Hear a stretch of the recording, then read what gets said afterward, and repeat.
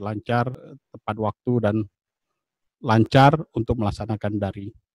Mudah-mudahan para sahabat Bawaslu dimanapun berada dapat mengikuti kegiatan ini dengan tertib, aman, dan lancar. Kita berharap bahwa para sahabat Bawaslu yang akan mengikuti daring dari awal sejak beberapa bulan yang lalu sampai dengan hari ini dapat mengikuti kegiatan ini dan dapat mendengarkan, mendiskusikan dengan para narasumber terkait dengan topik nanti apa yang akan disampaikan.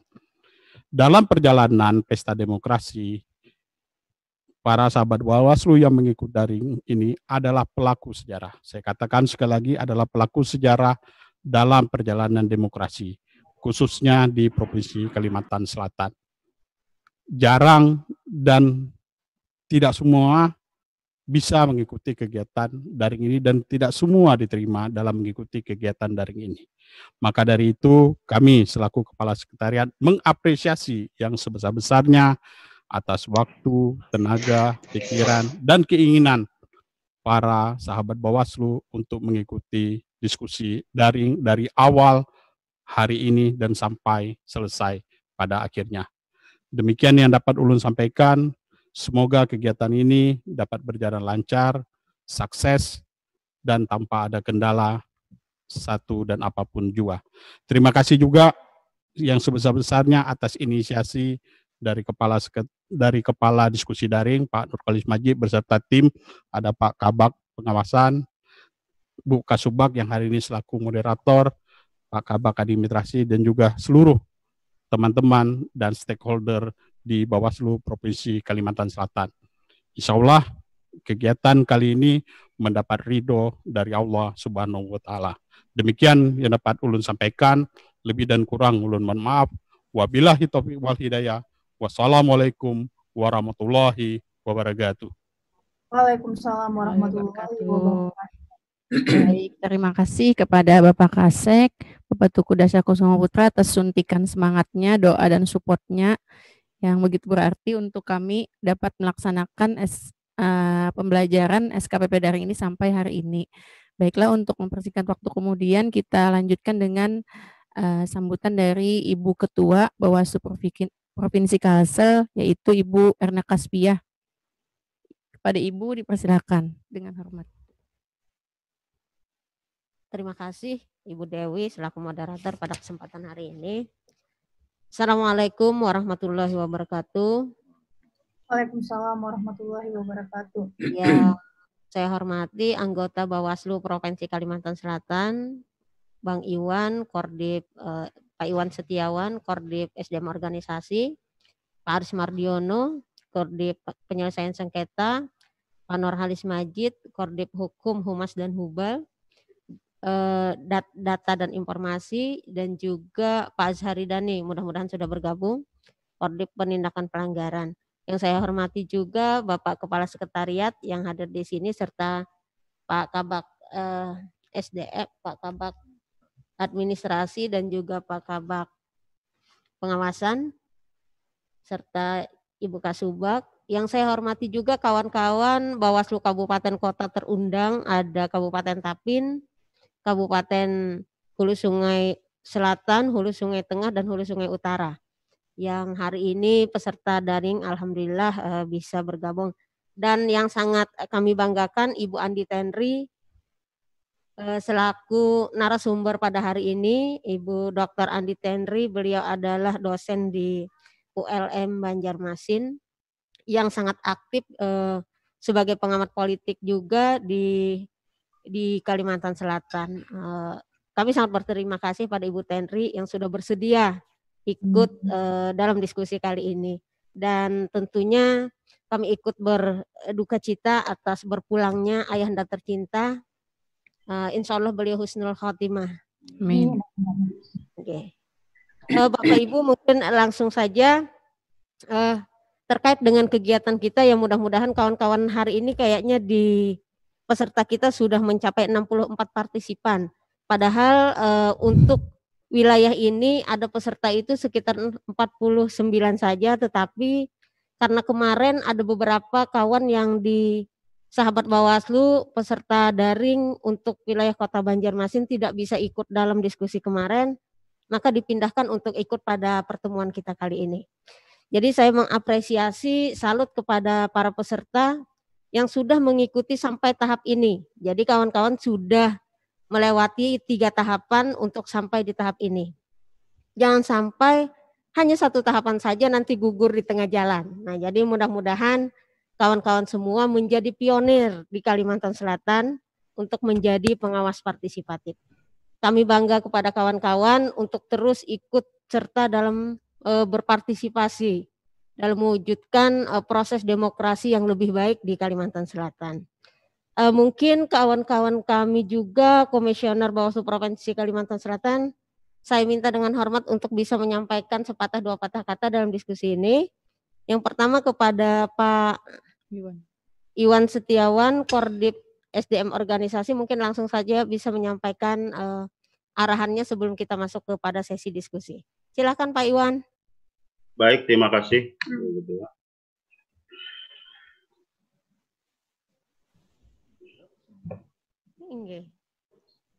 Nah, diganti dulu fotonya. Assalamualaikum warahmatullahi wabarakatuh. Waalaikumsalam warahmatullahi wabarakatuh. Di seluruh pimpinan Bawaslu Provinsi Kalimantan Selatan, masuk Pak Kepala Sekretariat, Kabak, Kasubag, dan staf-staf yang sama-sama kita hormati dan banggakan, Ibu Dr. Andri Tendri. Ya, betul Bu ya? Yep. Tidak ketemu kita Bu. Lama nggak ketemu, benar. Yang sama-sama kita hormati ketua ataupun anggota Bawaslu Kabupaten Kota yang terundang pada hari ini, serta sahabat-sahabat Bawaslu peserta SKPP daring di kabupaten yang berhadir. Alhamdulillah, wassalatu wassalamu ala asyrafil anbiya'i wal mursalin wa ala alihi washabbihi ajmain. Allahumma sholli ala sayyidina Muhammad wa ala ali Muhammad. Rabbi sholli wa sallim wa ala lisani yafqahu qauli. Bapak, Ibu yang kami hormati, suatu kebanggaan bagi kita bersama, khususnya Bawaslu Provinsi Kalsel, atas keikutsertaan sahabat-sahabat Bawaslu dalam SKPP ini, atau Sekolah Kader Pengawas Partisipatif, ya. Hafal saya karena di depan ini ada bacaannya. SKPP itu singkatan Sekolah Kader Pengawas Partisipatif, ya. Ini suatu kebanggaan sekali lagi bagi kami. Mudah-mudahan kawan-kawan, sahabat-sahabat Bawaslu peserta SKPP daring ini dapat berkelanjutan, istiqomah dalam menjalankan kegiatan ini, ya.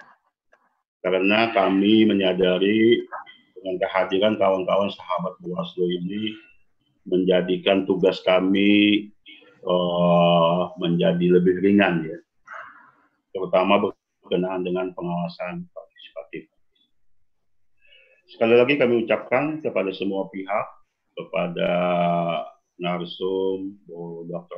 Andri, kepada bagian atau divisi penyelenggara SKPP daring dari Bawaslu Provinsi, kepada Bawaslu Kabupaten Kota juga, dan kepada terkhususkan kepada peserta SKPP daring. Demikian yang bisa saya sampaikan. Terima kasih. Assalamualaikum warahmatullahi wabarakatuh. Waalaikumsalam warahmatullahi wabarakatuh. Langsung saja mungkin di sana hadir Pak Aris Mardiono. Silakan Pak Aris. Ya Bu. Kedengaran kah? Ya, sangat jelas. Ya. Assalamualaikum warahmatullahi wabarakatuh. Assalamualaikum warahmatullahi wabarakatuh. Yang terhormat Ketua Bawaslu Provinsi Kalimantan Selatan, Pak Iwan Setiawan. Siapa lagi komisioner?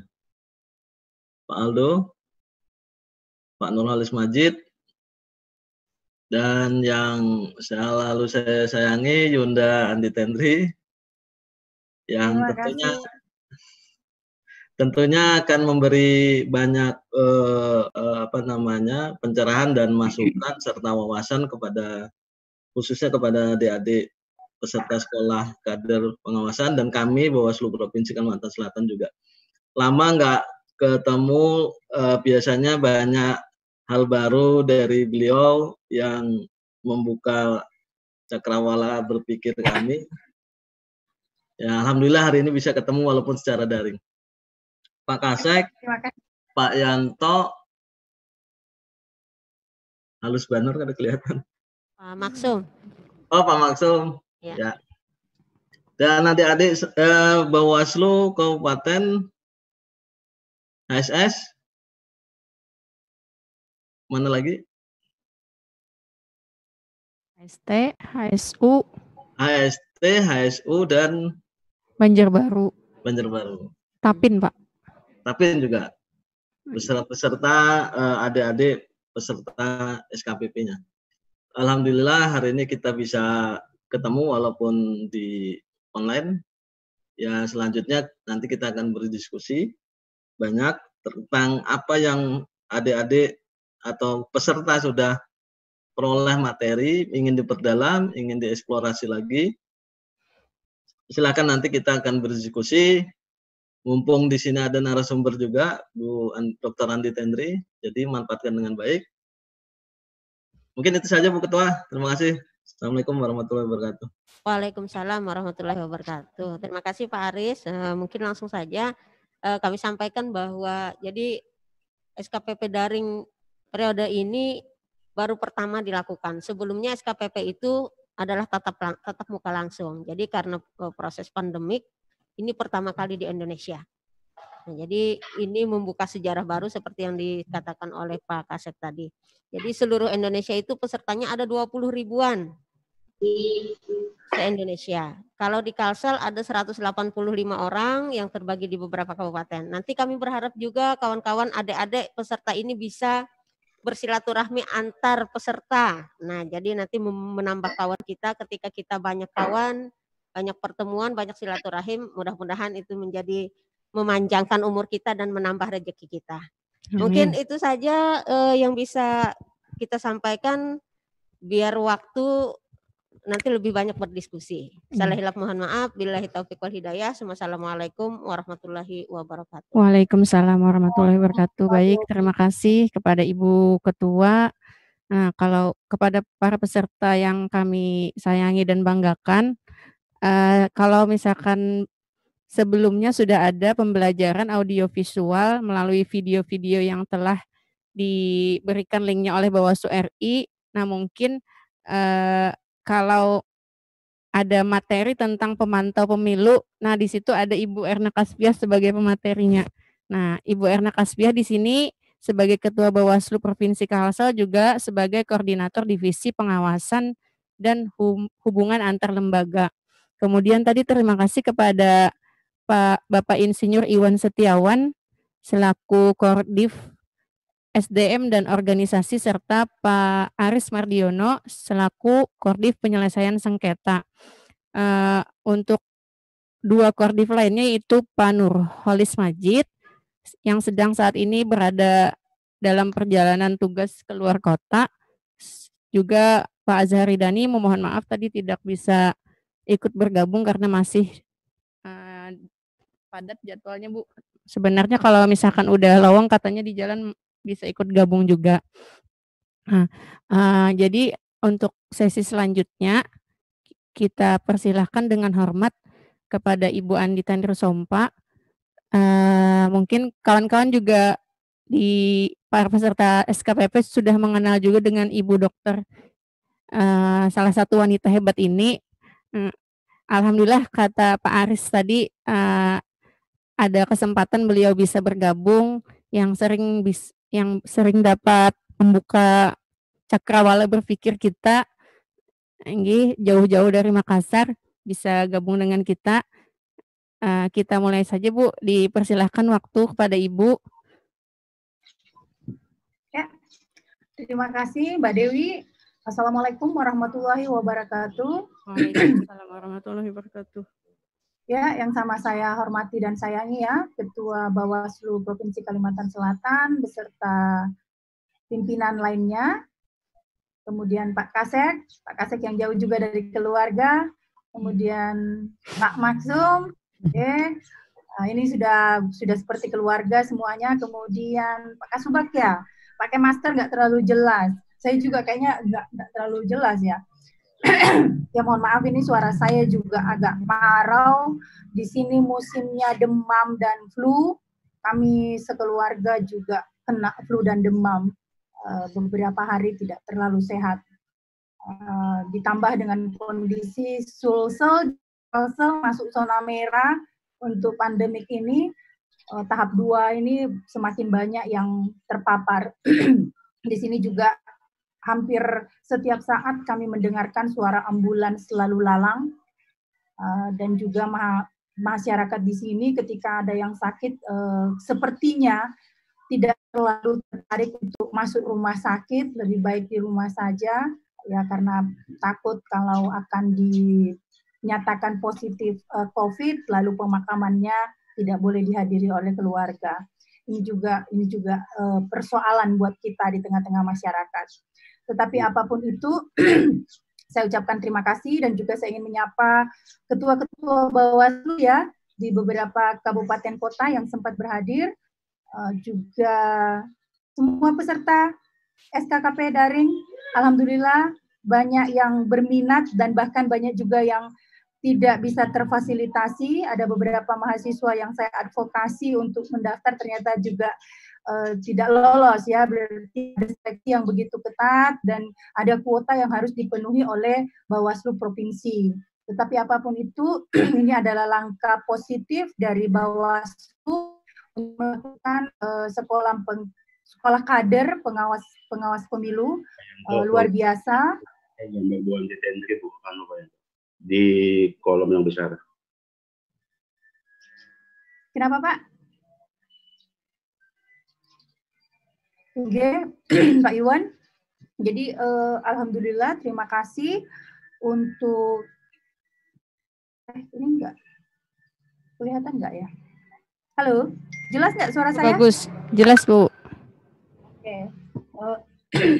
Oleh karena itu di tengah-tengah pandemi ini tantangan bagi Bawaslu untuk melaksanakan pilkada meskipun kepastian terkait pelaksanaan pilkada juga masih polemik, masih melihat situasi dan kondisi. 9 Desember kita masih menunggu kepastiannya, semua serba menunggu, tetapi apapun itu persiapan harus tetap kita lakukan. Banyak hal, saya kira saya tidak membuat materi panjang karena ini kita akan melakukan sesi diskusi.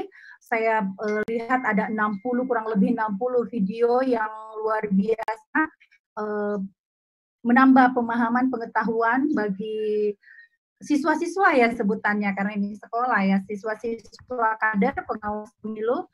Selamat sudah bisa bergabung dan terpilih.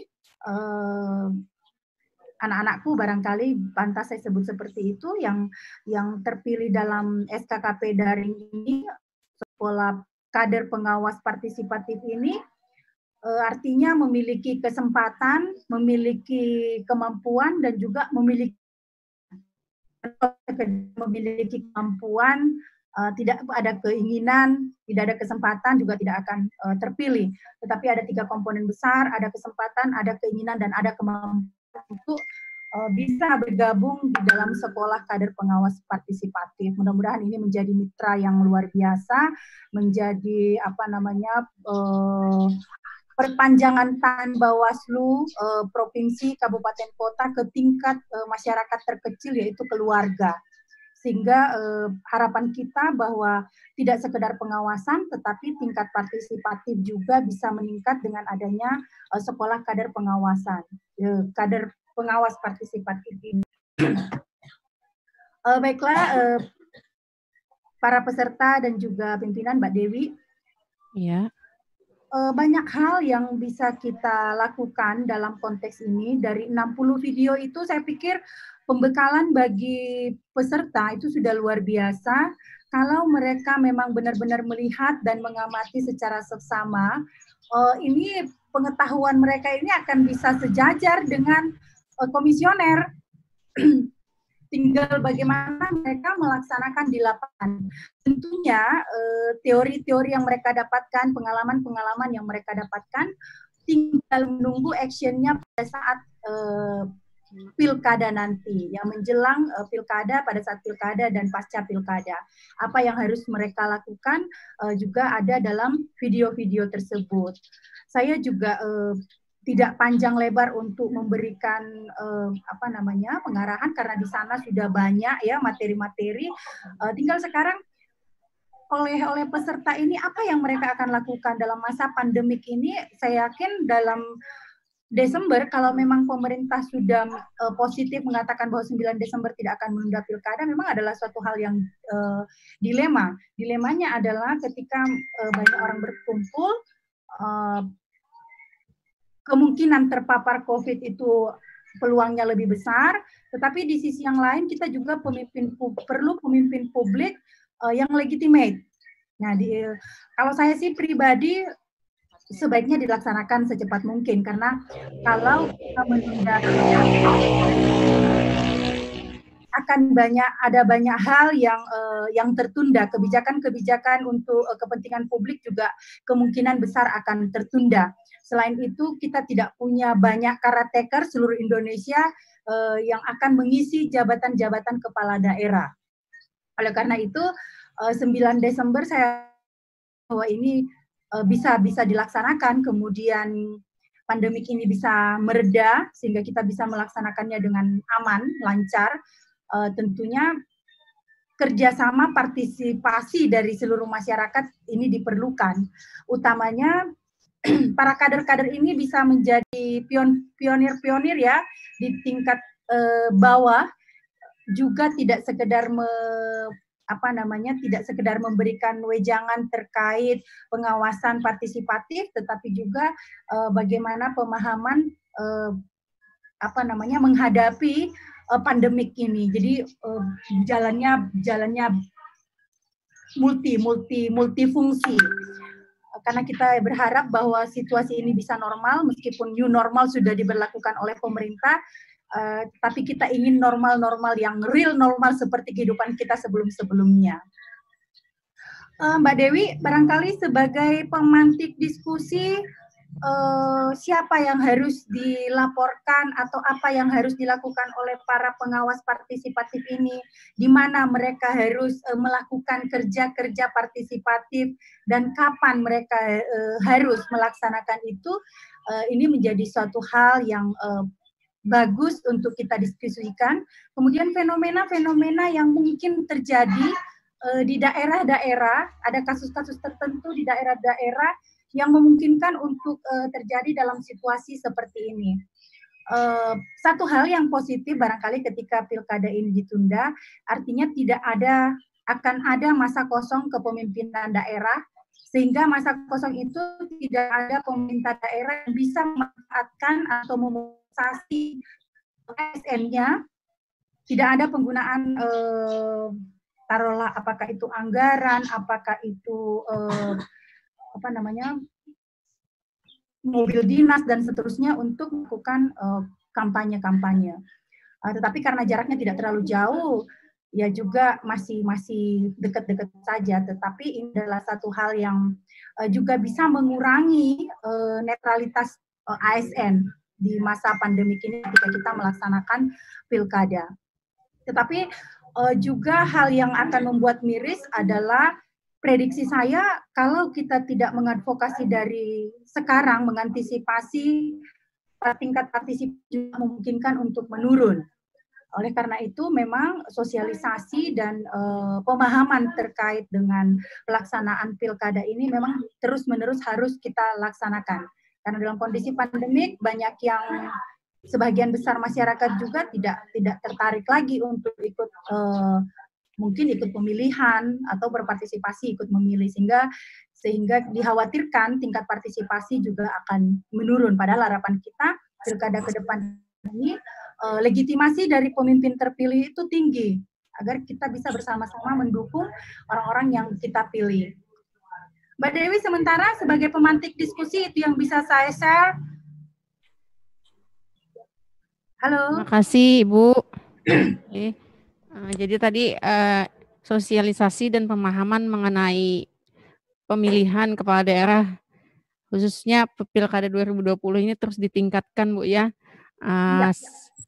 Apalagi di masa pandemik seperti ini tantangannya semakin besar bagi penyelenggara pemilihan, terutama bagi pengawasannya. Dalam hal ini pengawasan partisipatiflah yang sangat kita harapkan. Maka dari itu memang program RI ini cukup sangat diutamakan oleh dari Bawaslu RI untuk pelaksanaannya. Ini kita masuk langsung ke sesi diskusi. Apabila ada para peserta yang saat ini ada pertanyaan di benak di kepalanya atau ada mau selain pertanyaan bisa pernyataan juga dari para peserta, boleh kita buka. Di sini adik-adik selain dari Banjarbaru, dari HST, HSS, HSU dan Tapin, di sini juga bergabung para peserta yang kemarin tidak kebagian login ya dari Banjarmasin. Oke, apakah boleh adik-adik acungkan tangannya? Oke, dari Muhammad Abduh, silahkan diperkenalkan dari kabupaten atau kota mana?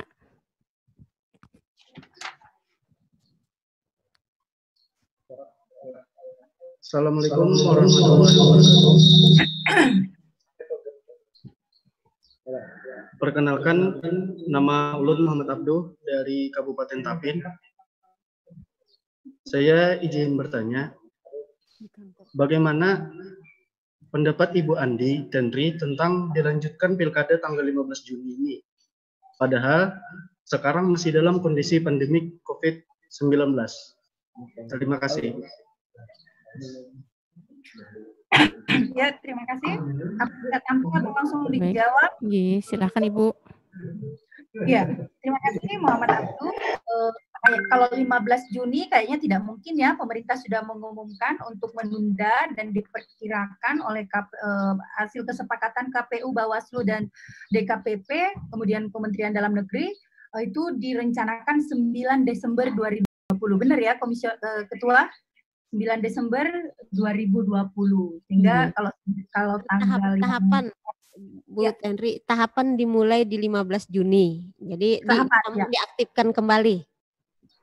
Dan ini kita nonaktif, 15 Juni rencana akan diaktifkan kembali, 9 Desember pilkadanya. Demikian infonya. Jadi kalau tahapan saya pikir karena memang kita Desember 9 itu direncanakan dan Kementerian Dalam Negeri sudah melakukan banyak pertimbangan sehingga 9 Desember dianggap hal yang sementara. Saya tidak tahu apakah sudah ada perpunya untuk pelaksanaan itu atau masih menunggu kondisi pandemik ini mereda sedikit kemudian turun perpu untuk menetapkan apakah tanggal 9 itu positif akan dilakukan pilkada. Tentunya keputusan pemerintah harus lebih cepat ya. 15 Juni kalau dikatakan oleh komisioner tadi adalah memulai tahapan, ya memang semua harus dengan prosedur COVID. Kalau misalnya menggunakan yang seperti kita selama ini ya tidak memungkinkan. Ini akan memungkinkan bahwa kalau kita melakukan tahapan-tahapan pilkada, seperti utamanya kampanye di tempat umum, mengumpulkan orang banyak, ini kan agak bermasalah. Oleh karena itu perlu stimulus, perlu model pelaksanaan tahapan yang direvisi, sehingga pelaksanaan mudah-mudahan tanggal 15 Juni ini ketika pemerintah sudah mencanangkan bahwa akan dimulai awal tahapan, penyelenggara pemilu baik Bawaslu, KPU sudah mempersiapkan model pelaksanaan tahapan yang berbeda sebelum pandemi. Barangkali begitu. Muhammad Abdu dari Kabupaten Tapin. Jadi begitu Muhammad Abduh dari Kabupaten Tapin. Jadi tahapan dimulai 15 Juni, tahapan pelaksanaan pemungutan di tanggal 9 Desember 2020 sambil kita menunggu peraturan dari KPU untuk pelaksanaan jadwalnya. Kemudian ada kawan-kawan yang mau bertanya lagi? Tidak seputar yang hari ini saja. Oh, itu ada Muhammad Irfan. Silakan dibuka mic-nya dulu. Pada Muhammad Irfan dipersilahkan. Assalamualaikum warahmatullahi wabarakatuh. Waalaikumsalam warahmatullahi wabarakatuh. Ya, perkenalkan saya dari Kabupaten Tapin atas nama Muhammad Irfan Karuniawan. Kabupaten Tapin pulang. Ya, izin bertanya, Bu. Jadi begini, kami kan sudah mengikuti SKPP begitu kan, Bu. Terus yang ingin saya tanyakan itu peran kami sebagai kader partisipatif ya untuk dalam rangka pelaksanaan pilkada ya. Mungkin bisa dijelaskan seperti apa begitu, Bu. Terima kasih. Assalamualaikum warahmatullahi wabarakatuh. Waalaikumsalam warahmatullahi wabarakatuh. Mungkin yang akan tepat menjawab nanti ini dari komisioner ya. Tetapi perlu saya informasikan bahwa ini adalah sekolah pengawasan. Artinya di dalam struktur Bawaslu maupun KPU atau penyelenggara pemilu tidak bukan sebagai penyelenggara dalam badan struktur langsung, tetapi menjadi mitra Bawaslu. Mitra Bawaslu yang akan membantu Bawaslu melakukan pengawasan di tingkat bawah. Artinya sangat berperan dalam konteks ini. Dan Bapak Ibu atau anak-anakku sekalian yang berada di dalam sekolah kepemiluan ini memiliki peran aktif, memiliki peran yang sangat sentral dalam konteks membantu penyelenggara pemilu utamanya Bawaslu untuk melakukan pengawasan dan juga membantu dalam konteks mengingatkan kepada masyarakat untuk ikut serta dalam pemilu nanti, atau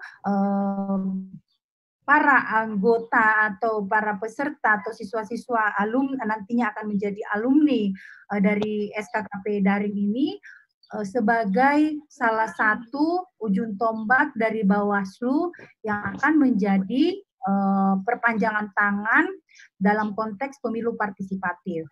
Nanti mungkin Bu Erna bisa menambahkan bagaimana posisi mereka, apakah mereka akan dilibatkan menjadi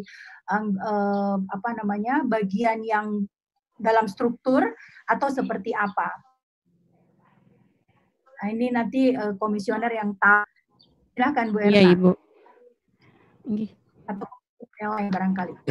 Di sini Ibu Ketua bisa menambahkan. Ya, terima kasih moderator. Kebetulan yang hadir di sini kami ada 3 komisioner, jadi ada Kordip SDM Organisasi, Pak Iwan Setiawan, dan juga ada Kordip Penyelesaian Sengketa Pak Aris Mardiono, dan saya sendiri Kordip Pengawasan. Jadi mungkin nanti kalau ada beberapa pertanyaan tidak hanya menuju kepada Ibu Tenri yang akan menjawabnya, bisa kawan-kawan lain seperti ini diserahkan kepada yang lainnya yang sesuai dengan tugas divisi kami masing-masing. Jadi kalau terkait dengan peran dari kawan-kawan SKPP ke depan dalam pilkada khususnya yang akan kita hadapi saat ini, tentunya yang sangat utama adalah berupaya menyampaikan kepada publik terkait dengan hal-hal mana yang sesuai dengan aturan dan mana yang tidak. Ataupun ketika kawan-kawan kan sudah mempelajari nih beberapa materi yang sudah disampaikan melalui daring oleh Bawaslu RI, sudah mempelajari, jadi sudah paham sekali tentang aturan dalam pelaksanaan pilkada ke depan. Walaupun misalnya nanti PKPU belum dikeluarkan, nanti kawan-kawan sahabat Bawaslu juga mempelajari terkait PKPU sesuai dengan tahapannya. Nah, ketika sudah sangat paham, lalu bisa menyampaikan ke publik mana yang boleh dan mana yang tidak, lalu bisa menyampaikan informasi pelanggaran tersebut kepada Bawaslu. Nah, sebagai informasi awal.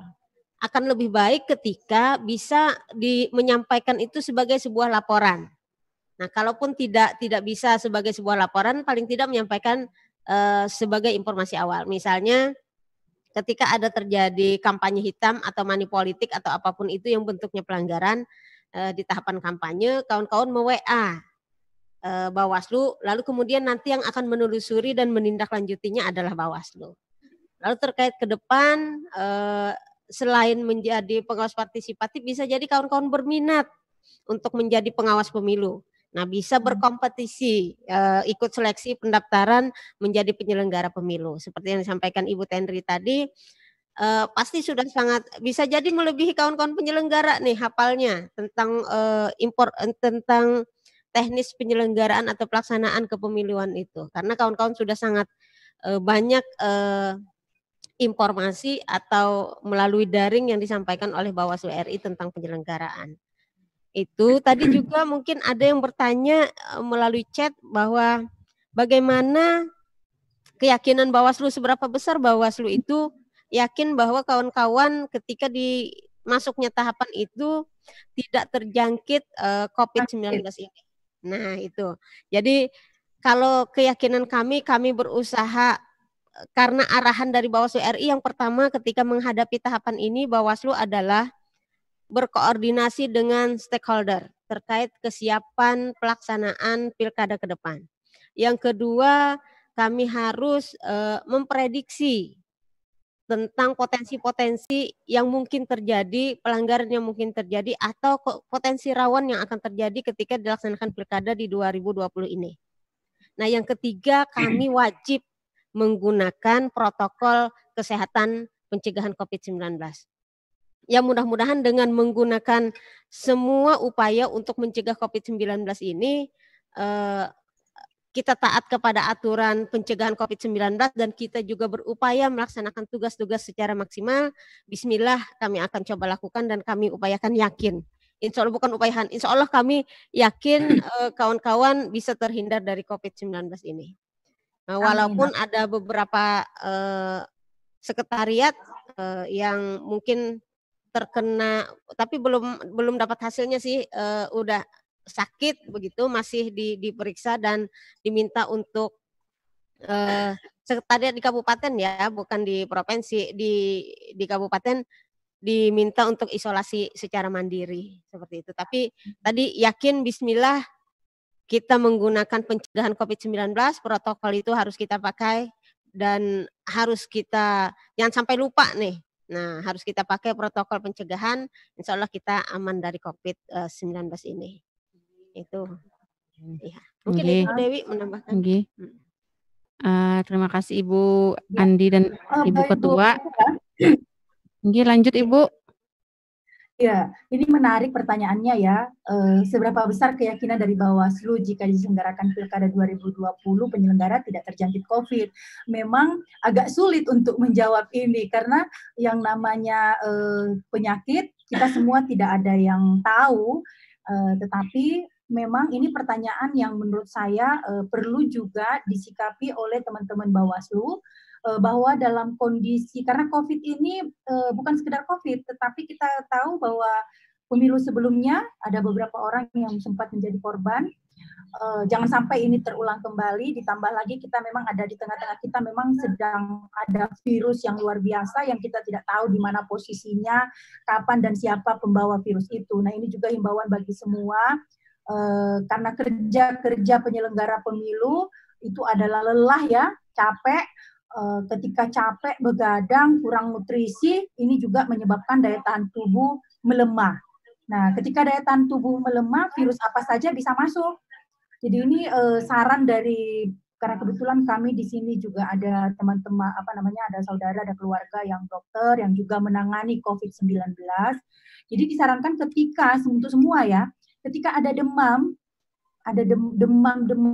di atas 36 derajat, sudah 37, silahkan istirahat total. Jangan memaksakan diri untuk turun bekerja.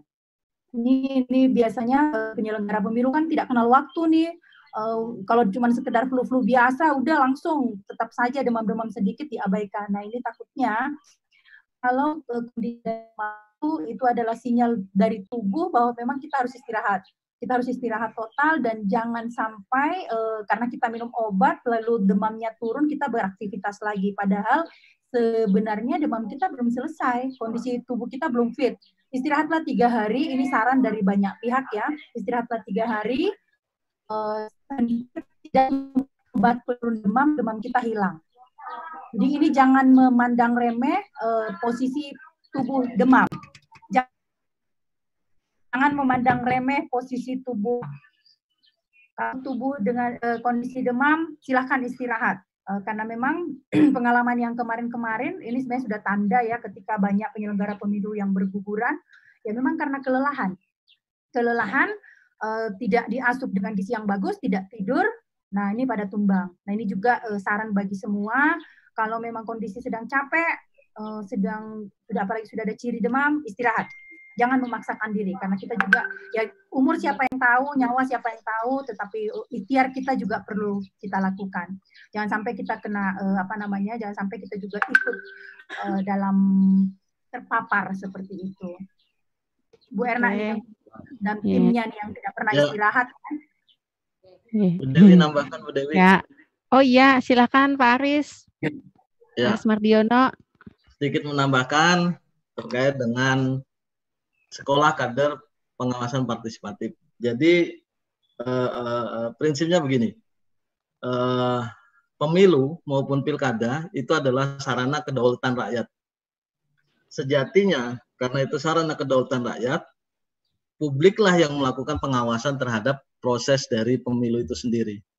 Tapi mengingat negara menganggap bahwa ini perlu dilakukan oleh sebuah lembaga, lahirlah Bawaslu untuk melakukan pengawasan itu sampai nanti pada tahap kedewasaan warga negara atau pemilih untuk menjaga sarana kedaulatan rakyat itu sendiri sehingga melakukan pengawasan aktif terhadap prosesnya. Karena masih belum siap, dianggap belum siap, maka ada Bawaslu yang mengambil peran pengawasan itu. Sejatinya pengawasan itu diambil adalah hak publik untuk melakukan pengawasan sarana kedaulatan mereka dalam memilih wakilnya atau pemimpinnya di pemilu maupun di pemilihan kepala daerah. Ini adalah ikhtiar dari Bawaslu untuk menyiapkan kader atau masyarakat atau warga negara siap dalam melakukan pengawasan, menjaga kemurnian dari sarana kedaulatan itu sendiri, sehingga nanti muncul lahir kader-kader yang paham bahwa pemilu itu harus diawasi, bahwa pilkada itu harus diawasi oleh publik itu sendiri. Seperti di Amerika kan itu pengawasannya dilakukan oleh masyarakat. Nah, nanti ke depannya ketika publik sudah siap untuk melakukan mengambil peran pengawasan itu, maka Bawaslu akan bertransformasi menjadi lembaga peradilan pemilu. Pengawasan pure ada di publik. Nah, inilah adalah ikhtiar dari Bawaslu menyiapkan itu, langkah ke sana. Langkah terdekat juga bahwa hadirnya kawan-kawan kader ini bisa memaksimalkan menjaga proses pemilihan itu taat aturan, taat asas, dan tidak ada manipulasi atau kecurangan atau kejahatan dalam proses itu sendiri. Sehingga hasil dari pemilihan kepala daerah itu tidak hanya legitimate dalam hal jumlah pemilih, tapi juga legitimate secara hukum. Karena prosesnya baik, sesuai taat aturan, taat asas, sehingga hasilnya itu diterima secara luas oleh warga masyarakat, khususnya di tempat dilaksanakannya pemilihan. Tadi terima kasih kepada Yunda Tendri juga yang sudah mengingatkan bahwa bekerja maksimal penting, tapi menjaga kesehatan juga jangan diabaikan. Nah, ini tentunya jadi pertimbangan, jadi masukan yang sangat baik sekali. Tidak hanya kepada kami, juga kader-kader, nanti kader yang terbentuk ini karena banyak mendapat wawasan, jadi semangat, lupa kesehatan jangan juga. Artinya tetap kesehatan yang diutamakan. komunikasi bisa melalui alat-alat komunikasi tanpa harus adik-adik atau kita yang turun langsung, bisa teman di backup oleh teman yang lain yang sehat sehingga yang sakit bisa istirahat. Terima kasih Yunda. Itu aja Bu Dewi. Masih. Terima kasih Bapak Aris. Kayaknya banyak sekali antrian pertanyaan. Mudah-mudahan waktu kita yang cuman sisa 45 menit berhubung hari ini hari Jumat Bu ya. Kita siapa tahu ada peserta yang mau melaksanakan ibadah sholat Jumat, maka kita percepat saja langsung ke pertanyaan berikutnya dari ada nih saya baca. Dari Fit Muhammad Irfan ya. Muhammad Irfan. Oh, Novel Ahdiat. Novel Ahdiat, dipersilakan. Apa kita tidak ngelihat di ini Mbak Dewi yang ada di chat ini? Assalamualaikum. Waalaikumsalam warahmatullahi wabarakatuh. Ya, assalamualaikum warahmatullahi wabarakatuh. Waalaikumsalam. Perkenalkan, nama Ulun Nopiah Diat dari peserta Kabupaten Hulu Sungai Tengah.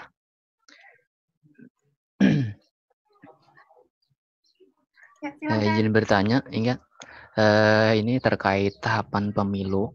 Tentunya banyak regulasi kan yang dipakai.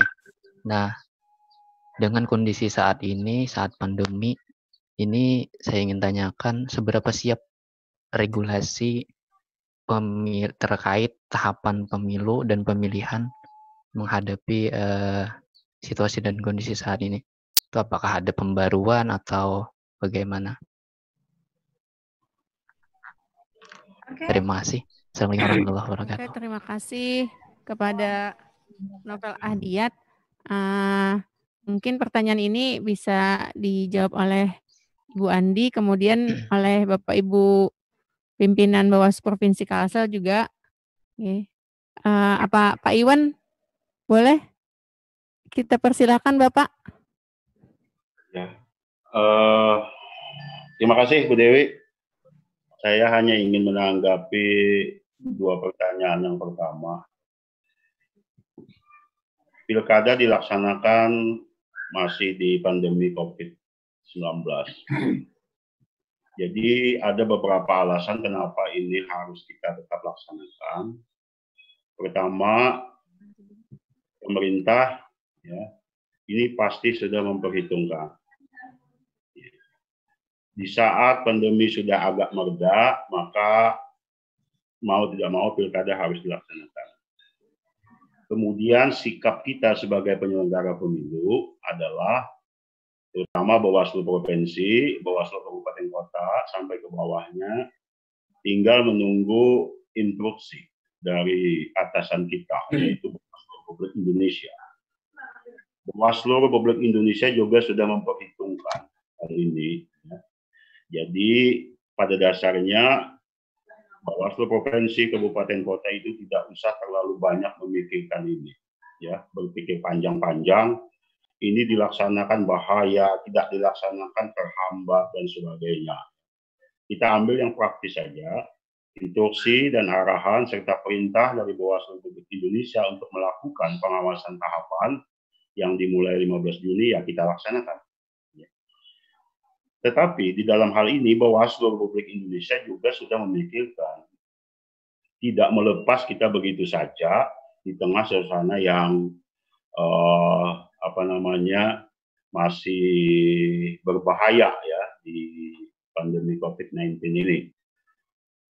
Kita dianjurkan untuk melengkapi setiap pengawas pemilu ya, yang berpartisipasi dalam pengawasan pemilu dengan alat-alat pelindung diri sesuai dengan protokol pencegahan COVID-19, masker, hand sanitizer, dan sebagainya itu ya.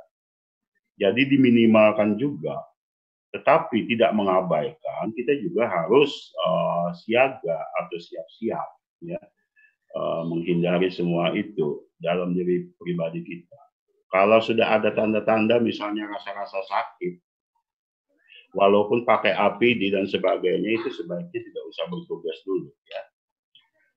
Kemudian mengenai kelanjutan SKPP daring. Ini pertanyaan yang bagus ya. Apa tindak lanjut setelah kami diberi pelajaran ini? Apakah lepas begitu saja setelah dapat sertifikat? Ya, ini pertanyaan yang bagus dan harus kita berikan jawaban yang bagus juga ya. Jadi kawan-kawan tidak hanya sampai batas dapat sertifikat itu kami lepas begitu saja, tidak. Pertama, kawan-kawan itu juga harus membantu kami nanti dalam pelaksanaan pilkada. Diminta atau tidak diminta. Ya. Kalau diminta, berarti kawan-kawan nanti ada kelanjutannya. Entah sebagai pemantau, ya, atau membantu pengawas pemilu kami di jajaran bawah. Di jajaran bawah itu ada pengawas TPS dan pengawas kelurahan desa. Ya. Kalau tidak diminta, kawan-kawan juga harus berpartisipasi sebagai anggota masyarakat mengawasi pelaksanaan pilkada nanti di daerah masing-masing, ya. Jadi diminta dan tidak diminta kawan-kawan itu berlanjut.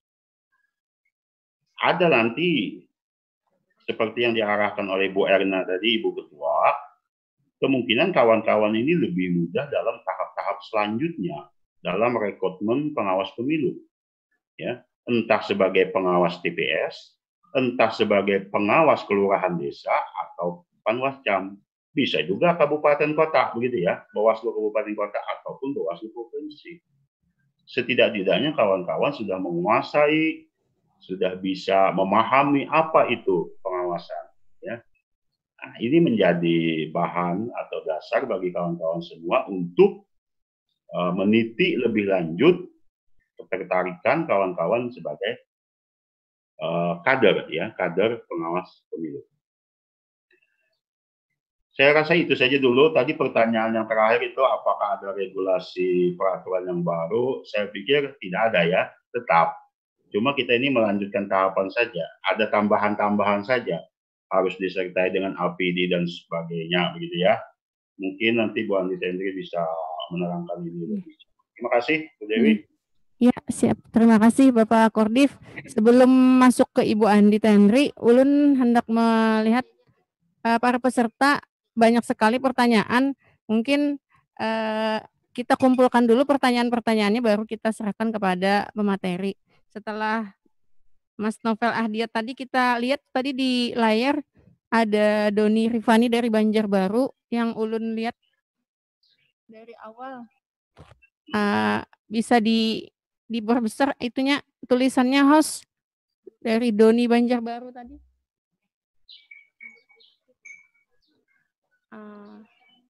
Oke, Mbak Dewi, ada beberapa pertanyaan yang sudah saya list dari gitu. Dari hasil chat ini. Oke, ada yang menarik juga nih. Saya urut aja ya dari Indah. Ancaman dan tanggung jawab nih, bagaimana ketika dia menjadi komisioner menggunakan ada ancaman ketika dia melaporkan kepada Bawaslu pelanggaran dalam situasi pilkada itu ada yang melanggar. Nah, bagaimana ini pertanyaan yang selalu muncul di setiap event-event kita melakukan kegiatan, apakah itu sosialisasi dan pertemuan-pertemuan. Bagaimana jaminan kepada mereka yang sudah melaporkan kepada Bawaslu? Apakah mereka nanti dapat garansi untuk tetap aman, safe buat mereka ketika mereka sudah melaporkan pelanggaran yang dilakukan seseorang atau kecurangan-kecurangan yang dilakukan oleh seseorang. Jadi Indah tidak perlu takut ya, kalau ada ancaman laporkan saja. Jangan khawatir untuk tidak melapor, tetapi untuk amannya jangan dipublikasi bahwa Anda yang melapor, kalau itu dianggap akan mengganggu ketenangan atau keselamatan. Jadi siapkan alat buktinya, dilaporkan, tetapi yang melapor itu dirahasiakan keberadaannya sehingga Anda sebagai pelapor juga aman. Nah, kalaupun misalnya kondisinya memang Anda ketahuan nih bahwa Anda yang melapor, nah ini tugas Bawaslu untuk bisa membantu memberikan perlindungan kepada pihak pelapor. Nah, ini juga mungkin bisa nanti bagaimana Bawaslu menyikapi kondisi-kondisi ini. Setiap pilkada, setiap pemilu ini selalu ditanyakan oleh banyak orang, banyak pihak, bagaimana Bawaslu atau penyelenggara pemilu bertanggung jawab atas laporan yang diberikan oleh seseorang yang kondisinya terancam seperti itu. Mungkin bisa juga ditambahkan oleh yang lain. Mungkin saya menambahkan sedikit, Bu Dewi. Ya, selamat kepala sekolah bergabung ya. Semoga sehat. Mohon maaf, Yunda, tadi alhamdulillah Yunda ini masih di Kota Baru mengawal aplikasi pendampingan terhadap teman anggota Bawaslu Kota Baru. Ya, protokol kesehatan tetap dilaksanakan ya. Siap Yunda, siap Yunda. Ini lagi di Polres Yunda, Polres Kota Baru Yunda. Kota Baru lumayan steril. Alhamdulillah, tadi lagi dicek kami semua dari di pelabuhan. Saya bisa menambahkan Yunda, Bu Dewi, teman-teman Bawaslu Provinsi ya. Ada kesamaan pertanyaan dari Laila Husna nomor 43, M. Rizky sama Tarmizi. Perlu diketahui bahwa dalam memberikan pandangan bahwa apa aja yang dilakukan oleh Bawaslu maupun penyelenggara pemilu yang lain terhadap epidemi COVID-19. Pertama, perubahan ini kan jelas bahwa pasti dilakukan di tahun 2020. Sudah pasti jadwal sudah disusun oleh DPR. Tidak ada perubahan yang signifikan, siap tidak siap, bismillahirrahmanirrahim kita lakukan. Nah, apa yang dilakukan oleh Bawaslu? Pertama, penyesuaian anggaran. Anggaran ini kan harus disesuaikan sesuai dengan protokol COVID.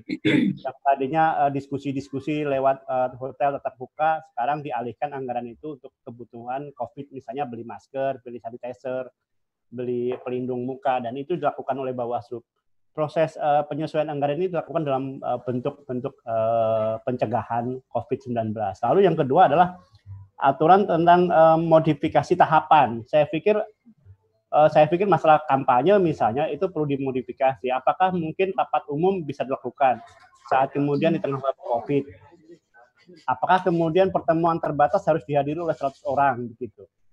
Apakah cukup cuma 20 orang misalnya? Itu tergantung aturan. Dan kemudian Bawaslu misalnya saat kemudian ditemukan atau laporan penanganan pelanggaran, apakah cukup hanya sekedar menyampaikan lewat website atau aplikasi tertentu yang kemudian kalau ada pelanggaran yang dilakukan oleh calon maupun masyarakat terhadap penyelenggaraan pemilu menggunakan sistem aplikasi, itu lagi dibangun oleh Bawaslu.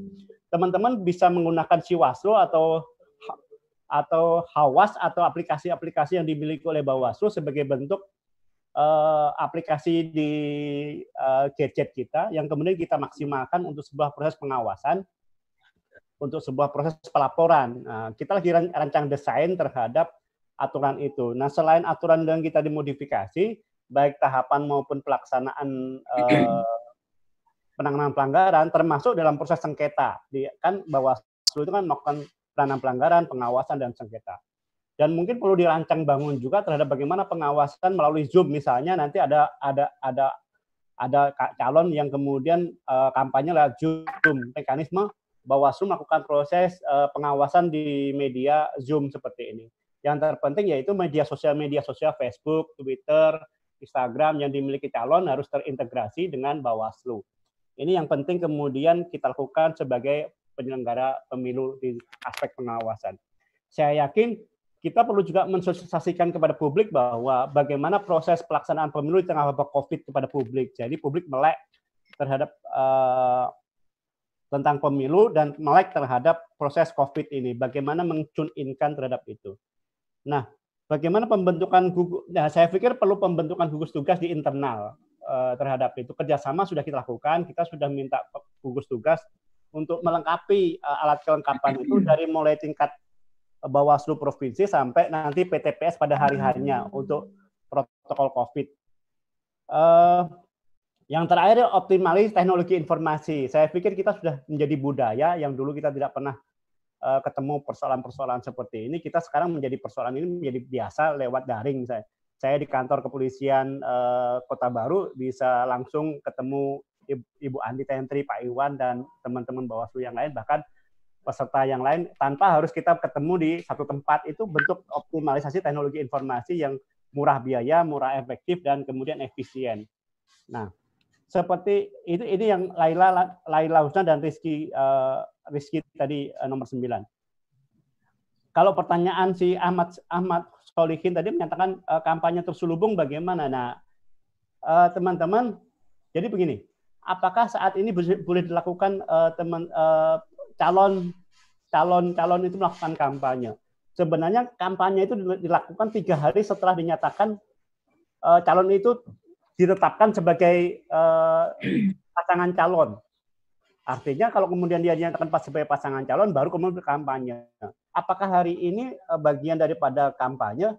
Kita belum bisa mengatakan bahwa itu bagian dari kampanye. Tetapi bagi incumbent, bagi bupati yang saat ini menduduki jabatan, yang kemudian misalnya nanti tanggal pendaftaran penetapan calon bulan September, tanggal 23 September misalnya penetapan calon bupati, gubernur.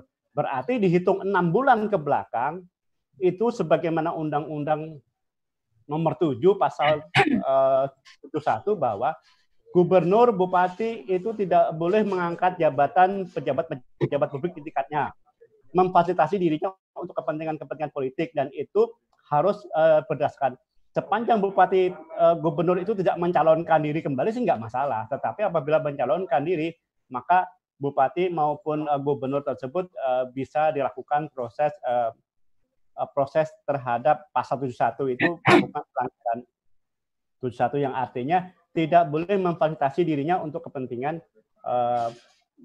persiapan untuk itu. Saya pikir ini bagian-bagian yang terpenting sehingga Tarmizi mengatakan tadi ada pertanyaan nomor 33, nanti mungkin dijawab teman-teman yang lain. Metode pemilihan seperti apa di saat tanggal 9 Desember nanti hari hanya? Mungkin KPU lagi meredesain ulang, misalnya jumlah TPS yang tadinya 800 sekarang diminimalisir menjadi 500 per TPS. Yang kedua, mungkin jaraknya yang tadinya TPS kecil sekarang agak diperluas. Yang masuk ke dalam TPS mungkin agak sedikit diperlonggar. Maksudnya agak sedikit dikasih jeda begitu. Mungkin juga tergantung rancang bangun di PKPU tentang pemungutan dan perhitungan suara. Ya, mungkin juga akan dikasih waktu yang cukup panjang, yang tadinya jam 7 sampai jam 1, mungkin bisa jam 3. Nah, itu tergantung rancang desain PKPU yang akan dibangun. Jadi teman-teman, seperti saya katakan di awal bahwa langkah-langkah dalam pemilu kepala daerah itu pertama anggaran disesuaikan dengan kondisi COVID. Perlu disiapkan alat kelengkapan COVID ini. Aturan disesuaikan, sosialisasi kita kembangkan, bentuk gugus tugas dan optimalisasi teknologi informasi itu bagian terpenting dalam proses pelaksanaan pemilu. Di Korea Selatan itu tingkat saat pemilu kepala daerah itu justru saat pemilu itu naik di saat pandemi COVID. Nah, kita nggak tahu, kita harus teliti itu. Mudah-mudahan di Indonesia di akhir bulan Desember kita mereda COVID kita ini. Terima kasih, itu tahap tambahan. Mungkin ada yang lain pertanyaan yang bisa saya jawab. Terima kasih. Assalamualaikum warahmatullahi wabarakatuh. Waalaikumsalam warahmatullahi wabarakatuh. Jadi langsung saja kita ke penanya berikutnya. Yang lama tadi menunggu, Ahmad Faisal Hamidi. Silahkan dibuka mic-nya. Ahmad Faisal Hamidi. Assalamualaikum warahmatullahi wabarakatuh. Waalaikumsalam warahmatullahi wabarakatuh. Ya. Saya Ahmad Faisal Hamidi dari Banjarbaru. Ingin bertanya, apakah ada batasan-batasan dalam pengawasan pemilu yang harus kita patuhi?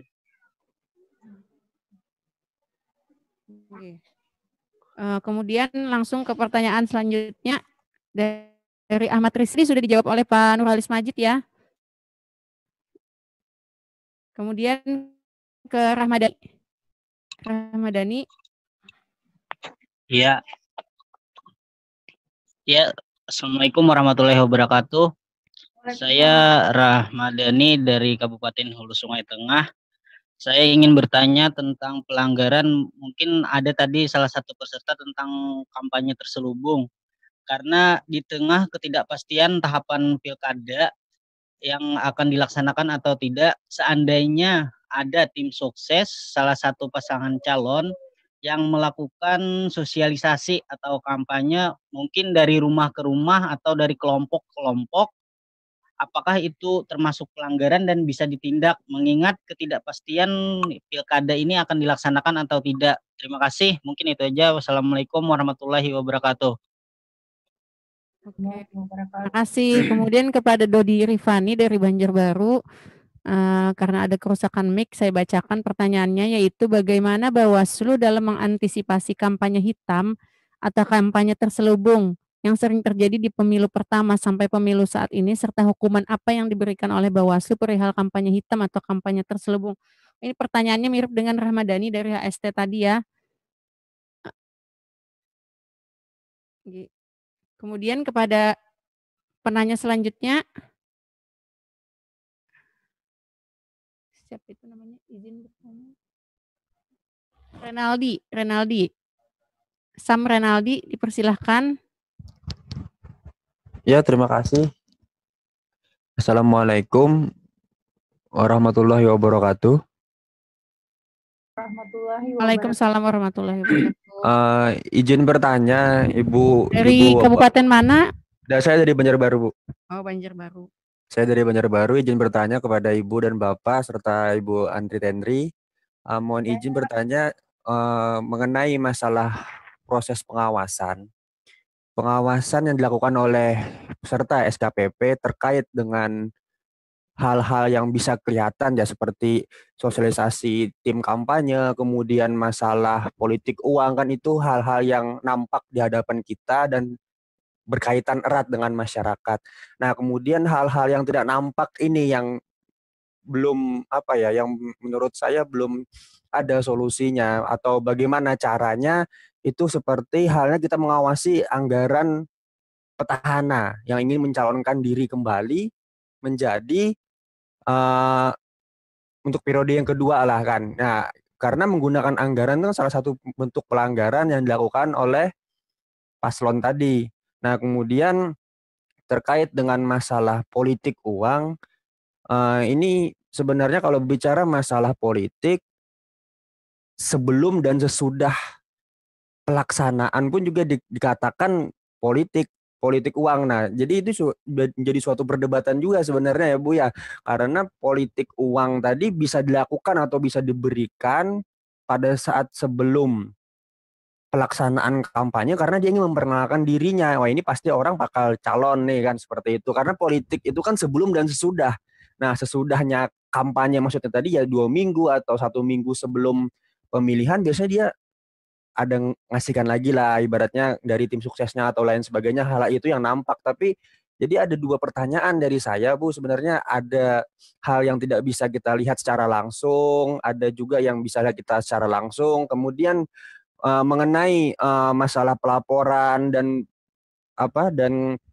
amannya jiwa pelapor tadi, saya kira dari Bawaslu pun sulit juga untuk untuk melindungi, karena kan nanti ada pembuktian di sana. Pada saat pembuktian kan pasti dipanggil pelapor itu. Nah, di depan pembuktian itu kan kita kelihatan siapa yang melapor. Misalkan kayak saya melaporkan ada suatu pelanggaran, walaupun saya mengumpulkan bukti, walaupun awalnya saya tidak mempublis bahwa terjadi suatu pelanggaran dan saya melaporkan, tapi suatu saat saya juga akan ketahuan karena pada saat pembuktian saya akan dimintai keterangan secara langsung, bukan hanya dari bukti-bukti yang saya sampaikan kan Bu. Oke, terima kasih Bu, mungkin itu yang saya sampaikan. Terima kasih. Assalamualaikum warahmatullahi wabarakatuh. Waalaikumsalam warahmatullahi wabarakatuh. Oke, ke penanya selanjutnya ada Indah Lutfiana. Dari mana ini? Dari Banjarbaru ya, ingin bertanya tanggung jawab. Bagaimana tanggung jawab serta pencegahan dari Bawaslu jika terjadi pengancaman terhadap pelapor kecurangan pemilu pada masyarakat? Oh, sudah ya tadi ya. Sudah tadi Mbak. Kemudian kepada Safriansah, silahkan. Dipersilahkan kepada Safriansah.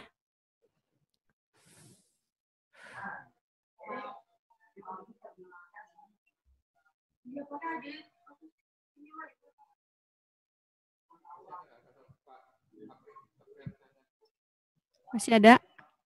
Kalau ada kita lewatin saja.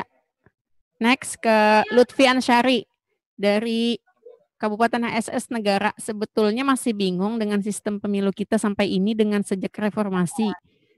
Aturan pemilu dibuat hanya 1 kali pakai lalu dirubah lagi dan itu sampai tanggal 6 Mei 2020 ada 3 perubahan mendasar lalu. Tentu kita dukung sistem yang mana dan seperti apa. Terima kasih. Oke. Langsung kepada pemateri kita pertama Ibu Andi Tenri, dipersilahkan Ibu. Ya, terima kasih Mbak Dewi. Ada banyak pertanyaan ya yang sempat terekap dalam chatting. Ini menarik dari tadi ini yang terkait, yang saya mulai dari penanganan COVID dulu. Jadi kalau dalam masa proses pandemik ini, tahapan belum diumumkan tanggal 15 Juni baru akan dimulai. Kemudian ketentuannya seperti apa ini nanti bukan kita yang membuat, tetapi ada dari KPU yang akan menyiapkan bentuk dan model tahapan seperti apa yang harus dilaksanakan sehingga kita para peserta SKPP juga harus mengetahui nanti PKPU-nya seperti apa, tahapan-tahapan modifikasi yang dilakukan setelah pandemik ini bagaimana, kemudian itulah yang kita sesuaikan dengan aturan-aturan yang ada. Nah, nanti dilihat di mana ada celah pelanggaran, itulah yang kemudian dilaporkan. Nah, kemudian apakah dalam situasi COVID-19 ini memungkinkan untuk melaksanakan pilkada. Ya memang karena kita sudah melihat ya mulai dari Maret, April, Mei, Juni kita sudah stay at home, bekerja di rumah, sekolah di rumah, segala kegiatan sudah dilaksanakan di rumah dan efeknya memang sangat banyak. Dampak positif juga ada tentunya, tetapi dalam konteks ekonomi kita sangat jatuh sehingga memang pemerintah bukan menginginkan tetapi memberi kebijakan bahwa dalam situasi pandemik ini kita harus segera bangkit dengan menggunakan protokol kesehatan termasuk pelaksanaan pilkada. Sehingga pilkada dicanangkan insya Allah akan dilaksanakan 9 Desember dengan menggunakan protokol COVID. Bagaimana bentuk protokolnya? Tadi juga sebagian sudah dijelaskan oleh Kepala Sekolah kita, Pak Nurholis Majid, terkait ketentuan-ketentuannya nanti pasti ada. Apakah TPS-nya yang diperbesar, kemudian jarak antara 1 orang, kemudian lama dalam pelaksanaan pemilihan itu dan seterusnya. Kemudian apakah ada jaminan bahwa tidak akan terjadi penularan COVID-19 pada saat pelaksanaan pilkada. Ya memang tidak ada jaminan tersebut, tetapi sepanjang kita mengikuti protokol COVID, harapan kita seperti disampaikan oleh Bu Erna, harapan kita bisa mengurangi bahkan memutus mata rantai penyebaran COVID. Oleh karena itu kerjasama semua pihak, utamanya anak-anakku nih yang ikut dalam SKPP ini bisa menyampaikan kepada masyarakat untuk berpola hidup sehat sejak sekarang. Sehingga daya tahan tubuh mereka kuat, kita melaksanakan pilkada dengan tenang. Di samping itu memang menggunakan protokol kesehatan, utamanya masker, jaga jarak. Ya nanti memang perlu ada tambahan anggaran ya terkait dengan penyediaan hand sanitizer, kemudian barangkali bagi masyarakat yang tidak punya masker harus ada ready masker yang disiapkan oleh penyelenggara pemilu di TPS-TPS. Kemudian yang utama adalah penyelenggara pemilunya memang harus siap baik secara protokol COVID, masker, kemudian pengaman lainnya, juga fisik mereka.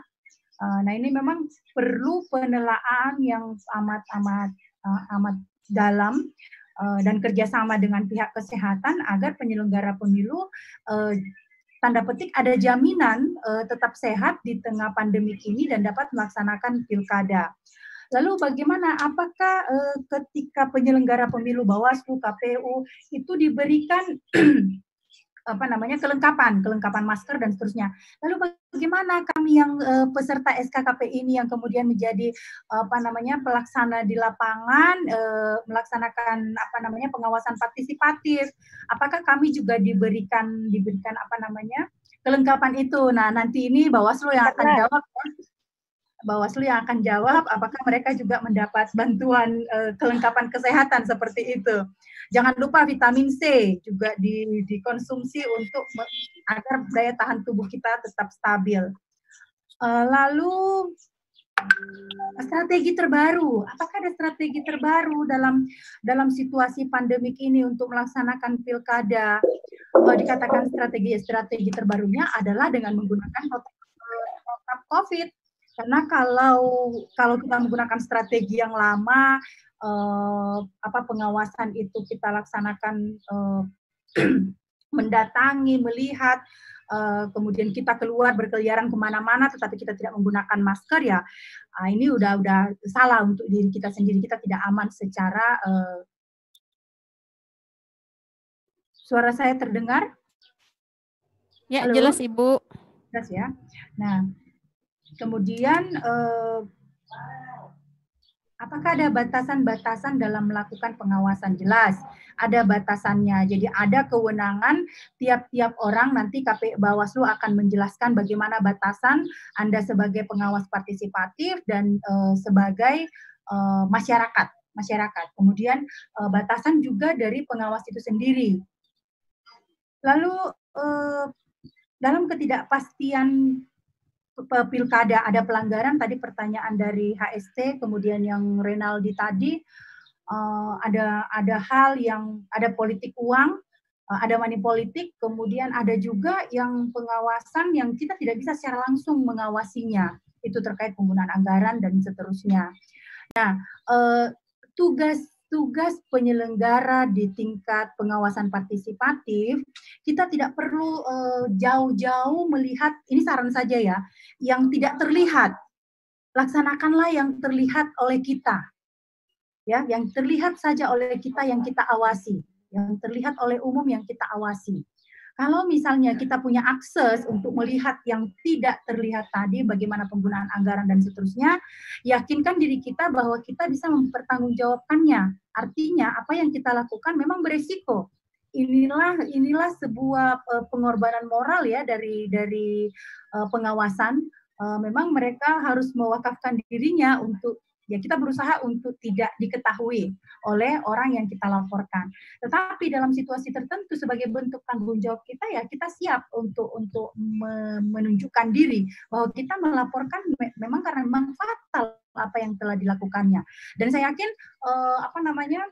kita harus juga mempertimbangkan, dan Bawaslu juga akan mempertimbangkan bagaimana pengamanan bagi saudara-saudara kita yang sudah melaporkan tadi. Kemudian bukan berarti kita juga menjerumuskan diri, tidak. Tetapi ini adalah bentuk pengorbanan kita kepada bangsa dan negara kita agar pelaksanaan pemilu ini benar-benar fair. Kalau seandainya masih ada ancaman dan seterusnya, itu ancaman kan sudah tindak pidana ya, kita sudah bisa melaporkan. Sekarang masanya sudah terbuka. Orang yang berani mengancam, mengintimidasi, melakukan teror, masih dilakukan, tetapi seharusnya sudah tidak lazim. Karena dunia begitu terbuka, kita bisa memviralkan. Kita bisa melakukan hal-hal di luar jangkauan negara. Kita bisa, kalau memang di negara kita tidak diakomodir, ketika itu viral, negara luar akan melihat. Dan ini pasti negara tidak ingin itu hal tersebut terjadi. Sehingga kita berharap bahwa dengan kondisi media yang begitu terbuka, kita juga aman. Nah, apalagi yang belum nih? Protokol kesehatan, kemudian kalau terkait money politik, ada tadi, sekarang sudah ada nih yang sudah bagi-bagi, contohnya seperti itu, sudah ada yang memberikan, sudah menjanjikan. Nah, apakah itu sudah bisa dilaporkan? Nah, perlu kita ketahui bahwa tahapan belum masuk. Kalau tahapan pilkada belum, apalagi kalau dia belum ditetapkan sebagai pasangan calon, meskipun kita tahu bahwa si A, si B itu akan mencalon sebagai kepala daerah, tapi dia belum ditetapkan, kemudian belum masuk tahapannya, nah belum bisa kita laporkan. Jadi kita bisa melaporkan ketika seseorang itu sudah tahapan sudah berjalan, orang tersebut sudah ditetapkan sebagai pasangan calon atau salah satu calon seperti itu.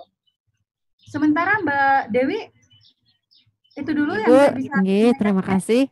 Mungkin pertanyaan masih banyak, cuman kita jadikan PR untuk menjawab di luar acara, tapi sebelumnya 10 menit menjelang akhir giat ini kita persilahkan kepada Bapak Iwan Setiawan sekaligus closing statement-nya, Pak. Ya, terima kasih Bu Dewi. Saya hanya ingin menambahkan batasan-batasan sebagai penyelenggara pemilu. Tentu saja kita dalam melaksanakan tugas harus sesuai dengan peraturan dan perundang-undangan. Kita sebagai penyelenggara pemilu dalam hal ini Bawaslu tentu saja harus mengikuti aturan undang-undang kepemiluan ya dan Perbawaslu. Di samping itu juga harus kita pahami arti kata-kata jujur, adil, mandiri, berintegritas tinggi ya. Jujur kita harus menyampaikan apa adanya, mengawasi apa adanya, tidak berbohong, kemudian adil, tidak memihak, mandiri kita sendiri yang melakukan, kemudian berintegritas tinggi. Jadi harus mempunyai etika-etika yang ada dalam diri kita dalam mengawasi ya. Kalau kita menyuruh orang lain tidak menerima uang, ya kita sendiri juga harus tidak menerima uang ya. Itu berintegritas tinggi namanya. Kemudian mengenai kampanye terselubung, black campaign itu termasuk kampanye juga. Ini nanti diatur sedemikian rupa. Ya, ancangan sementara kampanye ini ditiadakan di pilkada sehubungan dengan COVID-19 ini ya.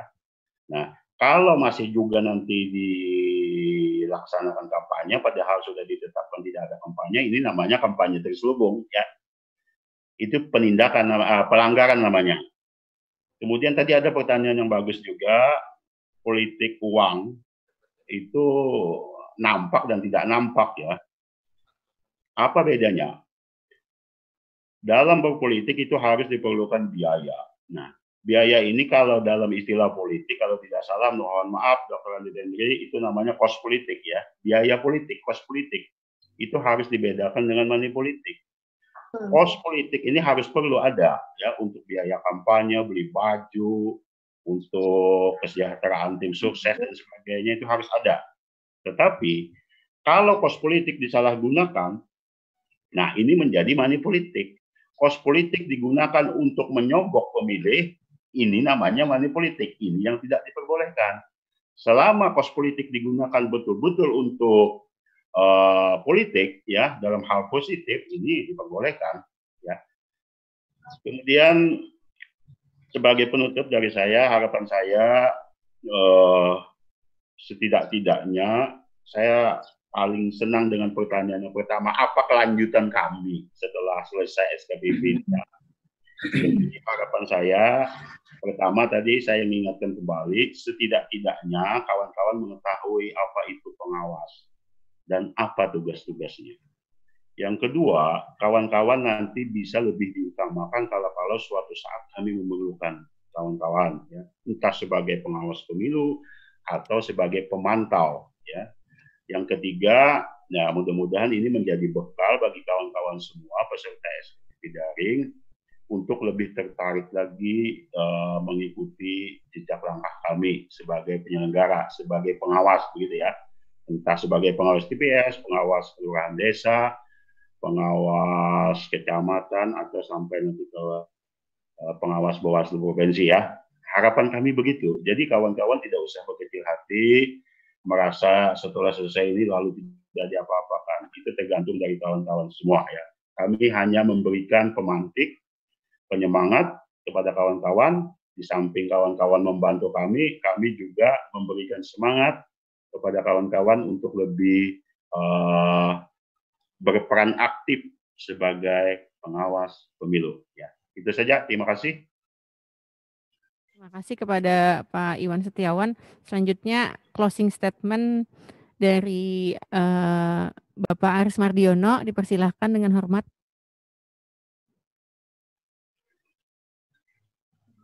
Kelihatannya Pak Aris sudah tidak. Oh, Bapak Aris. Saja. Oh, ada. Nah, menyimak. Yang closing statement tadi apa yang disampaikan oleh Ibu Andi Tendri bahwa lihat apa yang dilihat. Artinya yang tidak terlihat, yang itu tahu tapi tidak bisa membuktikan, jangan memaksakan. kalau melihat, mendengar, mengetahui, itulah yang ditindaklanjuti kalau ada dugaan pelanggaran. Kemudian juga perlindungan terhadap saksi atau pelapor itu memang toolsnya belum ada sampai sekarang. Ada LPSK. LPSK itu lembaga perlindungan saksi dan korban. Itu juga mekanismenya di LPSK itu siapa yang melapor atau whistleblower atau siapapun itu mereka di tempat mereka tidak bebas begitu, tapi tidak, tapi di tempat mereka melakukan perlindungan terhadap saksi atau korban. Jadi mekanismenya memang belum ada. Tapi kalau kawan maksud itu tadi bahwa kita ingin membangun kesadaran publik bahwa pemilu, pilkada adalah sarana kedaulatan rakyat. Jaga kedaulatan itu dari praktik-praktik curang. Nah, kesadaran itu yang nantinya akan menjadi penyemangat ketika ada dugaan pelanggaran, money politik, kampanye black campaign, atau intimidasi dan lain-lainnya untuk ditindaklanjuti. Ada strateginya. Strateginya ketika kawan-kawan kader ini di lapangan nanti, entah pada saat kampanye atau pada saat pemilihan, mengetahui, melihat ada praktik curang, itu langsung hubungi pengawas pemilu. Pengawas pemilu baik di tingkat desa atau tingkat kecamatan yang terdekat. Sehingga nanti kawan-kawan bukan sebagai pelapor, nanti jadi temuan ke pengawas. Nah, inilah fungsinya mata dan telinga pengawas pemilu. Sehingga pada saat kejadian langsung laporkan kepada pengawas, pengawas turun ke lapangan, sehingga kawan-kawan tidak perlu menjadi pelapor. Itu nanti yang akan jadi temuan oleh pengawas pemilu. Nah, itu salah satu fungsinya ini juga, sehingga ada mata telinga banyak kami di banyak titik yang mengetahui langsung pada saat kejadian. Kemudian juga politik uang. Politik uang di pemilu dengan di pilkada berbeda. Dia tidak limitatif. Kalau di pemilu itu diatur bahwa pada masa tahapan kampanye yang bisa kena petugas, tim kampanye atau peserta. Kemudian pada masa tenang juga yang bisa kena petugas calon, tim kampanye. Nah, kecuali pada hari H untuk pemilu setiap orang.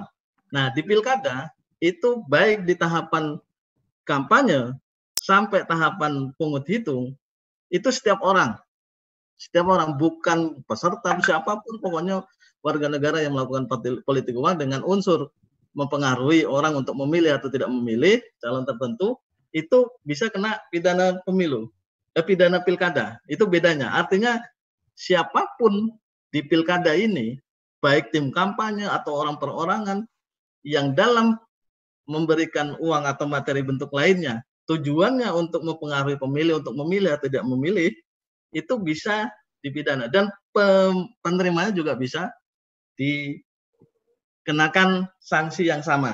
Nah, jadi terima kasih kepada kawan-kawan SKPP. Mudah-mudahan bisa menjadi mata dan telinga Bawaslu dalam proses pilkada ini. Sehingga kejadian apapun dugaan pelanggaran langsung sampai ke kami, petugas kami turun ke lapangan, sehingga tidak perlu Bapak Ibu sebagai pelapor, tapi temuan pengawas pemilu. Itu tujuan yang ininya. Daripada nanti kita berharap umpamanya bahwa kawan-kawan takut untuk melapor atau apapun, strateginya seperti itu. Nah, mungkin itu. Terima kasih. Terima kasih Pak Aris Mardiono. Selanjutnya yang telah baru bergabung bersama kita. Jadi di sini kita mintakan open dan closing statement juga dari Pak Azhar Ridani, Koordif Penanganan Pelanggaran. Silahkan Bapak, dengan hormat dipersilahkan. Assalamualaikum warahmatullahi wabarakatuh. Waalaikumsalam warahmatullahi wabarakatuh. Selamat siang, Bu Ketua, para pimpinan, Bu Andi Tendri, Sompa. Mudah-mudahan semuanya sehat dalam menjalankan aktivitas sehari-hari. Apa kabar Ibu Kasubag, Ibu Dewi, dan para peserta sekolah kader partisipasi yang juga saya hormati. Tentu saja tadi saya bergabung di akhir-akhir ya, kegiatan diskusi pada hari ini, dan saya akan menyampaikan dan menjawab ya pertanyaan terakhir. Ya, tadi ada pertanyaan terakhir dari para kader semua. Pertama adalah bagaimana cara melapor yang bisa atau yang mempunyai legal standing untuk menyampaikan laporan. Ada 3 institusional. Pertama adalah warga negara yang mempunyai hak pilih, baik dia 17 tahun ke atas maupun yang sudah menikah. Jadi kalau belum 17 tahun dia bisa menyampaikan laporan tapi dia sudah menikah atau sudah kawin. Yang kedua adalah para pemantau pemilu. Nah, para pemantau pemilu yang terdaftar dan terakreditasi di Komisi Pemilihan Umum. Nah, yang ketiga adalah peserta pemilu. Nah, saran saya nanti para kader ini bisa langsung menyampaikan laporan jika ditemukan dugaan pelanggaran. Mungkin banyak saja nanti dugaan pelanggaran yang para kader ketahui atau para kader temukan. Atau bisa nanti setelah sekolah kader partisipatif ini bisa nanti membentuk misalnya pemantau pemilu. Jadi kalau ingin menjadi pemantau pemilu, nanti kan ini kan orang-orang yang kemudian mendapatkan ilmu semuanya ini dari Bawaslu sendiri. Bisa nanti membentuk pemantau pemilu, lembaga pemantauan. Jadi itu bagian dari institusional yang mempunyai legal standing untuk menyampaikan laporan. Bagaimana cara menyampaikan laporan? Nanti datang saja ke Bawaslu. Memang kami sudah mendiskusikan terkait dengan perubahan peraturan Bawaslu terkait dengan proses laporan, temuan, dan proses penanganan pelanggaran. Ya, mungkin nanti bisa melalui media sosial atau media elektronik. Ya, melalui telepon pun bisa. Jadi bisa langsung maupun tidak langsung. Nanti akan kami proses secara formil dan material. Jadi formil itu nanti yang penting ada pelapornya, tenggat waktunya tidak melebihi tenggat waktu yang ditentukan oleh undang-undang, 7 hari sejak diketahui dan atau ditemukannya. Lalu kemudian nanti bisa ditandatangani. Tanda tangannya nanti bisa scan atau nanti bisa langsung disampaikan melalui surat.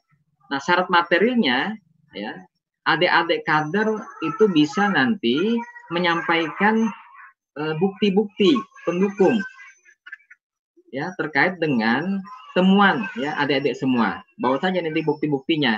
Nanti kami akan verifikasi. Nah, adanya kekhawatiran bahwa nanti ada intimidasi, kriminalisasi atau ada laporan balik, nah tentu saja nanti akan kita antisipasi bersama. Ya, Bawaslu tentu saja nanti akan menjaga ya nama pelapor. Nah, kalau kemudian nanti tidak terpenuhi syarat material, nanti tentu saja nanti akan kami jadikan temuan. Jadi prosesnya itu masih panjang. Nah, bagaimana menyelesaikan temuan maupun laporan itu? Jadi pelaksanaannya 3+2.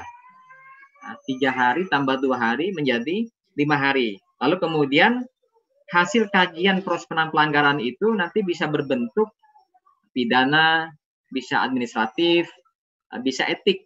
Nah, etik itu khusus bagi penyelenggara pemilu yang melakukan pelanggaran etik. Nah, pidana itu nanti ada item-item sesuai dengan Undang-Undang 10 tahun 2016.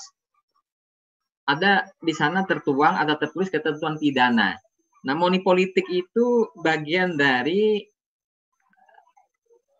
pelanggaran pidana, tapi dia juga ada administratif. Jadi ada 2 mekanisme yang dapat diselesaikan kalau ada calon maupun masyarakat yang memberi atau menerima terkait dengan money politik. Nah, ini terkait dengan administratif. Apa saja administratif? Ini terkait dengan tata cara dan mekanisme atau prosedur yang dilanggar oleh peserta pemilu maupun penyelenggara. Penyelenggara itu adalah KPU. Kalau KPU melanggar tata cara mekanisme, itu nanti akan kami tangani sebagai bagian dari pelanggaran administratif, atau nanti bisa kami teruskan juga dengan dugaan pelanggaran etik. Nah, jadi itu administratif dan etik. Nah, tapi pintu laporannya itu satu saja. Itu tidak bisa kemana-mana. Ke kepolisian juga tidak bisa. Ke KPU juga tidak bisa. Nah, satu-satunya laporan untuk pemilu ini dia disampaikan pintunya cuma satu, yaitu di Badan Pengawas Pemilu atau pengawas pemilu sampai di bawah, ya, baik itu pengawas kecamatan atau nanti ke pengawas desa. Nanti dia bisa menghantarkan ke pengawas kecamatan. Nah, adik-adik semua terkait dengan kampanye hitam atau terselubung. Jadi kampanye hitam itu tertuang dalam Undang-Undang 10 tahun 2015. Kampanye hitam itu adalah salah satu yang dilarang dilakukan oleh para pasangan calon ketika melakukan kampanye. Nah, itu nanti pelanggarannya adalah pelanggaran pidana. Nah, terkait dengan kampanye terselubung, sekarang kan sedang terjadi misalnya kampanye atau politisasi bansos. Nah, adik-adik bisa menyampaikan laporan itu juga. Kalau kemudian ada bakal calon yang diketahui, ya sampaikan saja, laporkan saja. Nanti adik-adik bisa baca di Undang-Undang 10 tahun 2016 di pasal 71 ayat 3. Nah, kalau monopolitik nanti bisa dilihat pada pasal 73. Jadi 71 itu ayat 3-nya itu terkait dengan pelaksanaan program, ya 6 bulan sebelum penetapan. 71 ayat 2 terkait dengan mutasi jabatan, ya. 71 ayat 1-nya terkait dengan netralitas para penyelenggara negara. Nah, pasal 73-nya itu terkait dengan monopolitik. Nanti bisa dibaca Undang-Undang 10 tahun 2016.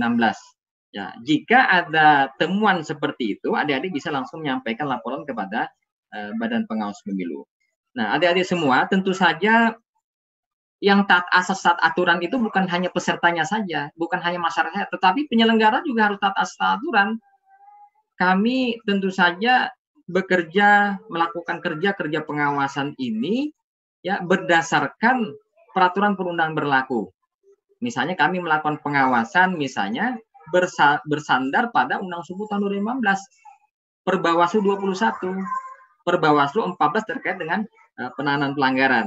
Nah, jadi harus taat aturan. Kalau kemudian kami salah dalam melakukan tindakan-tindakan seperti itu, nanti berdampak pada pelaporan dari masyarakat, kami juga bisa dietikan. Jadi kalau kami melanggar aturan tersebut, kami bisa di DKPP-kan.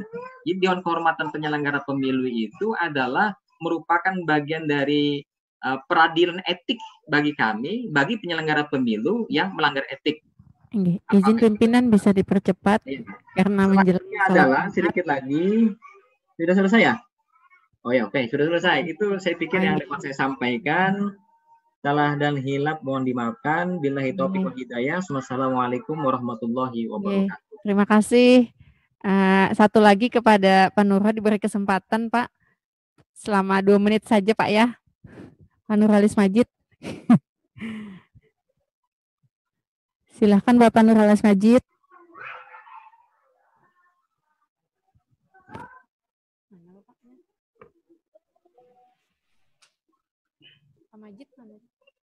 Pak Majid sudah off tadi. Oke, Pak Majid mungkin sedang ada kesibukan jadi off duluan. Berarti kita langsung kepada Ibu Ketua untuk sekalian ditutup Bu ya, closing statement dari Ibu Ketua. Oke. Silahkan dengan hormat kepada Ibu dipersilahkan. Terima kasih moderator. Alhamdulillah banyak sekali pertanyaan dan tanggapan dari kawan-kawan ini. Sebagaimana yang disampaikan tadi, Ulun kada perlu lagi mungkin menjelaskan terkait dengan pertanyaan-pertanyaan karena waktu yang sangat mepet, sudah lewat 15 menit dari yang dijanjikan. Jadi kawan-kawan pengawas partisipatif, nanti jika ada pertanyaan yang masih belum jelas, masih diperlukan pertanyaan jawaban tambahan, ditanyakan kepada kawan-kawan Bawaslu Kabupaten Kota. Nah, jadi ini berkewajiban, sebuah instruksi kepada kawan-kawan Kabupaten Kota untuk memberikan jawaban kepada peserta SKPP diskusi kali ini, memperjelas semua pertanyaan yang ada.